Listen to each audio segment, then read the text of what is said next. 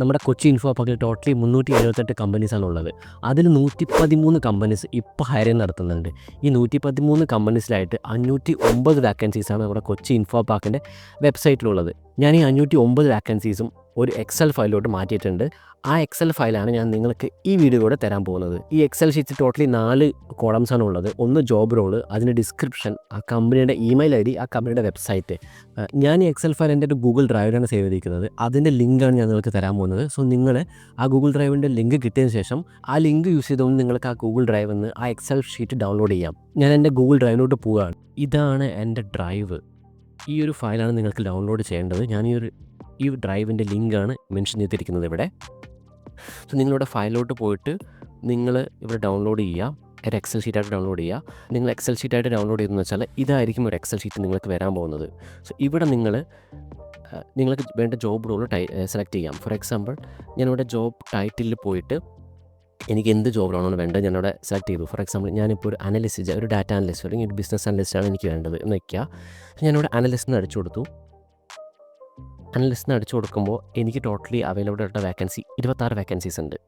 Especially ഞാനൊരു ഫ്രഷറായിട്ടാണ് apply ചെയ്യുന്നത്. അപ്പോൾ എനിക്ക് ഒരു ഫ്രഷറിൻ്റെ വാക്കൻസി ആയിരിക്കും എനിക്കിവിടെ അപ്ലൈ ചെയ്യാൻ പറ്റുന്നത്. അപ്പോൾ ഞാനിവിടെ ജോബ് ഡിസ്ക്രിപ്ഷനിലോട്ട് പോയി എന്നിട്ട് എവിടെയാണ് ഫ്രഷറിൻ്റെ വാക്കൻസി ഉള്ളതെന്ന് നോക്കുക. ഫോർ എക്സാമ്പിൾ ഞാനിവിടെ നോക്കി junior bio informatics analyst.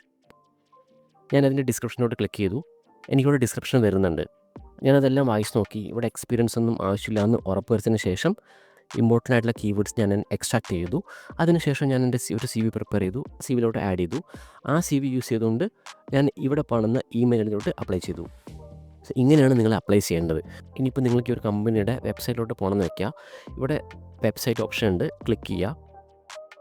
Click ചെയ്യുമ്പോൾ ഡയറക്റ്റ്ലി നിങ്ങൾ ആ ഒരു കമ്പനിയുടെ വെബ്സൈറ്റ് ഓപ്ഷനിലോട്ട് പോയി ഇവിടെ ഞാൻ കമ്പനിയുടെ കരിയർ പേജ് ഓപ്പൺ ചെയ്തു.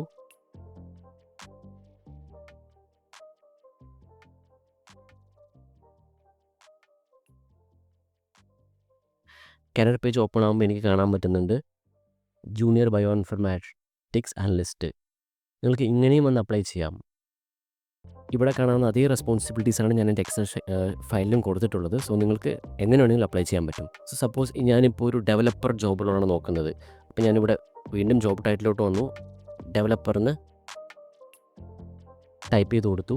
എനിക്ക് ടോട്ടലി 107 ഡെവലപ്പർ വാക്കൻസീസാണ് ഇവിടെ കാണാൻ പറ്റുന്നത്. സോ നിങ്ങൾ എന്ത് ഡെവലപ്പറാണോ വേണ്ടതെന്ന് നിങ്ങൾക്കിവിടെ നിന്ന് സെലക്ട് ചെയ്യാം. വേർഡ് പ്രസ് ഡെവലപ്പർ ഉണ്ട്, ഓഡോ ഡെവലപ്പർ ഉണ്ട്, റിയാക്ട് ഡെവലപ്പർ ഉണ്ട്, ഫ്രണ്ട് എൻഡ് ഡെവലപ്പർ ഉണ്ട്, ബാക്ക് എൻഡ് ഡെവലപ്പർ ഉണ്ട്, സോഫ്റ്റ്വെയർ ഡെവലപ്പർ ഉണ്ട്. സോ നിങ്ങൾക്ക് എന്ത് ഡെവലപ്പറാണ് വേണ്ടതെന്ന് നിങ്ങൾക്കിവിടെ സെലക്ട് ചെയ്യാം.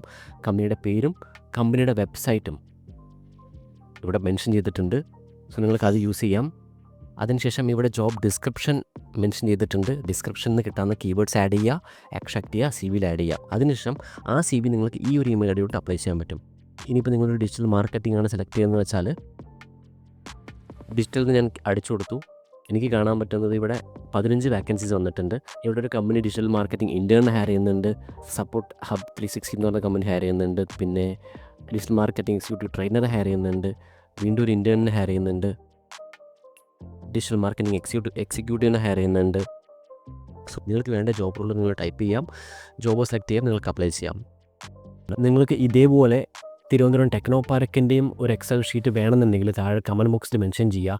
മിനിമം ഒരു 50-100 പേർക്കോ യൂസ്ഫുള്ളായാൽ മാത്രമേ ഞാനൊരു വീഡിയോ ചെയ്യാൻ പ്ലാനുള്ളൂ. നിങ്ങൾക്ക് വേണമെന്നുണ്ടെങ്കിൽ താഴെ കമൻറ്റ് ബോക്സിൽ മെൻഷൻ ചെയ്യുക. മാത്രമല്ല ഞാൻ ഇപ്പോൾ ചെയ്ത ഈ ഒരു എക്സൽ ഷീറ്റ് നിങ്ങൾക്ക് യൂസ്ഫുൾ ആയിട്ടുണ്ടെന്ന് വെച്ചാൽ അതൊന്ന് മെൻഷൻ ചെയ്യുക.